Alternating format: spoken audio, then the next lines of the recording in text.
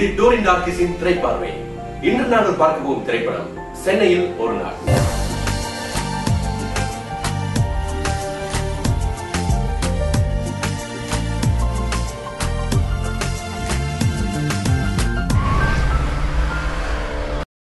சரத்குமார், பிரசன்னா, சேரன், பிரகாஷ் ராஜ், ராதிகா சரத்குமார், இலியானா, மல்லிகா என்ற நட்சத்திர பட்டாளர்கள் நடித்த இந்த திரைப்படத்தை இயக்கியிருப்பவர் ஷாகித் காதர். இசை மஜிதியோ ஜோசப். ஒளிப்பதிவு ஜெகநாத் ஜலால்.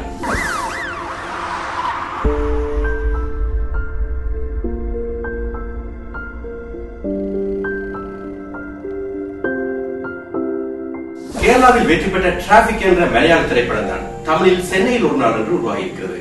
கதேந்திரனின் இதே நாளம் தான் இந்த திரைப்படத்தின் கதைக்கிறது.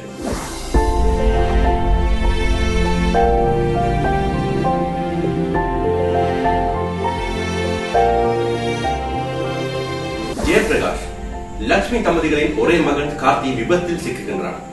மருத்துவமனையில் அனுமதிக்கப்படும் அவருக்கு மூளைச்சாவு ஏற்பட்டு உயிருக்கு போராடி கொண்டிருக்கிறான். அதே நேரத்தில் பிரகாஷ் ராஜ், ராதிகாவின் ஒரே மகன் இதே நோய் காரணமாக ஆபத்தான நிலையில் வேலூர் மருத்துவமனையில் அனுமதிக்கப்படுகிறார். யாராவது இதே தானம் செய்தால்தான் அவர் பிழைத்துக் கொள்வார் என்ற நிலையில் ஜெயபிரகாஷ், லட்சுமி தம்பதிகளின் மனதை கல்லாக்கிக் கொண்டு தங்கள் மகனின் இதயத்தை தானம் செய்ய முன் வருகிறார்களா என்பதுதான் இந்த திரைப்படத்தின் முதல் பாதி. The mission is on. It is my responsibility.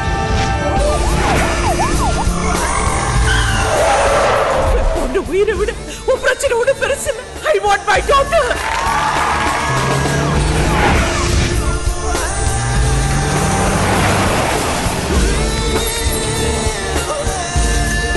தானமாக பெற்ற அந்த இதயத்தை காலநிலை காரணமாக விமானத்திலேயோ ஹெலிகாப்டரிலேயோ கொண்டு போக முடியாத ஒரு சூழ்நிலை. சென்னையிலிருந்து வேலூருக்கு கார் மூலமாக 1.5 மணி நேரத்தில் கொண்டு போனால்தான் அந்த பெண் பிழைப்பார். இத்தனை குறுகிய காலத்தில் வேலூருக்கு போக முடியாது என்று மற்ற போலீசார் அனைவரும் பின்வாங்கும் போது சேரன் மட்டும் துணிச்சலாக முன்வருகிறார். அவர் சென்னையிலிருந்து 1.5 மணி நேரத்தில் காரில் வேலூர் போக முடிந்ததா? தானமாக பெற்ற அந்த இதயம் பெண்ணுக்கு பொருத்தப்பட்டதா? அவர் உயிர் பிழைத்தாரா என்பது இருக்கை நுனையில் அமர வைக்கும் ஒரு பதற்றமான கிளைமேக்ஸ். நான் பயத்துல காரை வேகமா ஓட்டிட்டு வந்துட்டேன். அன்எக்ஸ்பெக்டடா டிராபிக் சிக்னல்ல ஏதோ வண்டி மேல மோதிட்டேன். விடமாட்டேன், யாரா இருந்தாலும் விடமாட்டேன். மீடியாவுக்கு போறேன். என்னால முடிக்க முடியுமா முடியாதான்னு தெரியாத ஒரு டியூட்டி. ஒரு மோசமான நிலையில என் மேல விழுந்த கரையை துடைக்க எனக்கு கிடைச்சிருக்க வாய்ப்பு. போலீஸ் கமிஷன் இடத்தில் சரத்குமார் கம்பீரம் காட்டுகிறார். சென்னைக்கும் காஞ்சிபுரத்துக்கும் இடையில் வயலஸ் தொடர்பு துண்டிக்கப்பட்டு கார் காணாமல் போனது அவரும் பதறி படம் பார்ப்பவர்களை பதற வைக்கிறார். பொறுப்பு மிகுந்த கார் டிரைவரான சேரன் பணி நீக்கம் செய்யப்பட்டு போலீசாரால் கைது செய்யப்பட்டு அழைத்து செல்லப்பட்டதை நினைத்து வருந்தும் போது அவர் காட்டிய முக உணர்ச்சிகளை பயங்கர முகத்தில் காரை ஓட்டி செல்லும் போது காட்டியிருக்கிறார்.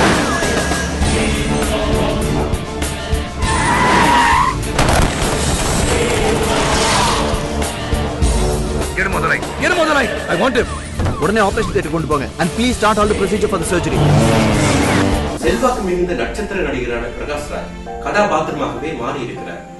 அவருடைய மனைவியான ராதிகா பெரிய நட்சத்திர நடிகராக இருந்தாலும் குடும்பத்துக்கு நேரம் ஒதுக்க வேண்டும் என்று பிரகாஷ் ராஜுக்கு பொறுப்பை உணர்த்துகிற காட்சியில் ராதிகா ராதிகா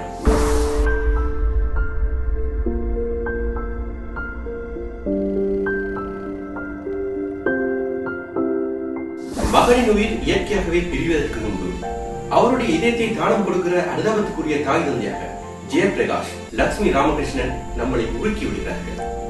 மகனின் இதயத்தை சுமந்து கொண்டு கார் போகிற காட்சிகளை பார்த்து இவரும் வாய்விட்டு கதறுகிற இடத்தில் படம் பார்ப்பவர்களின் கண்களும் குளமாகி விடுகின்றன. Which means the vision is on. We are just 30 minutes away from success. விபத்துக்குள்ளாகும் இளைஞரான Sachin, அவருடைய காதலியாக பார்வதி, மருத்துவரான பிரசன்னா ஆகிய மூவரும் அந்தந்த கதாபாத்திரங்களாகவே கண்ணுக்குள் இருக்கிறார்கள். உன் தோளில் சாய வேண்டும், அங்கேயே தூங்க வேண்டும், எனக்காக பாடு பெண்ணே ஒரு தாலாட்டு. உன் தோளில் சாய வேண்டும், அங்கேயே தூங்க வேண்டும், எனக்காக பாடு பெண்ணே ஒரு தாலாட்டு. கதையை அதன் போக்கில் நகர்த்தி செல்லும் அம்சங்களாக பின்னணி இசையும் ஒளிப்பதிவும் அமைந்துள்ளன. வித்தியாசமான ஒரு கதையை விறுவிறுப்பாக சொல்லியிருக்கிறார் இயக்குனர் ஷாகித் காதர்.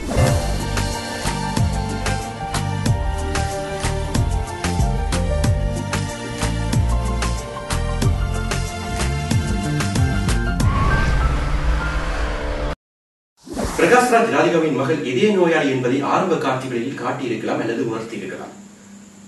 மருத்துவமனையில் சச்சின் உயிருக்கு போராடி கொண்டிருக்கும் நிலையில் காதலி பார்வதி கலங்கிய கண்களுடன் அங்கு வருவதும், அவரை ஜெயபிரகாஷ் லட்சுமி ராமகிருஷ்ணன் பார்ப்பதும், சச்சின் இறந்த பின்பு பார்வதியிடம் அப்பாவும் அம்மாவும் வீட்டில் இருக்கிறோம், நீ கொஞ்சம் வர முடியுமா என்று ஜெயபிரகாஷ் போனில் கேட்பதும் சோகமும் சுகமும் கலந்த ஒரு கவிதை. மொத்தத்தில் சென்னையில் ஒரு நாள் தங்க நாள்.